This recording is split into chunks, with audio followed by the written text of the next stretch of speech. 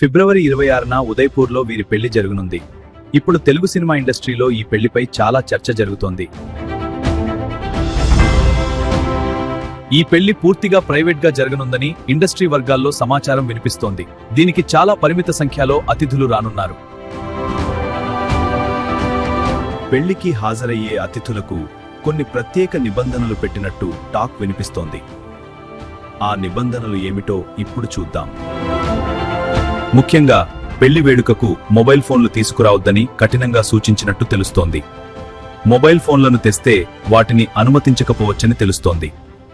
పెళ్లి ఫోటోలు, వీడియోలు బయటకు రాకుండా ఉండేందుకు ఈ నిర్ణయం తీసుకున్నట్టు సమాచారం. ఎవరు పడితే వారు ఫోటోలు తీయకుండా జాగ్రత్త పడినట్లు సమాచారం. అతిథులు ఎవరూ గిఫ్టులు తీసుకురావద్దని కూడా ప్రత్యేకంగా సూచించినట్టు వార్తలు వినిపిస్తున్నాయి. వచ్చే అతిథుల నుంచి తాము గిఫ్టులు తీసుకోవడం లేదని, వారి రాకే తమకు బహుమతిని భావిస్తున్నారు. సినీ సెలబ్రిటీలను కాకుండా కేవలం కుటుంబ సభ్యులు, సన్నిహితుల మధ్యే పెళ్లి జరగనుందని టాక్ వినిపిస్తోంది.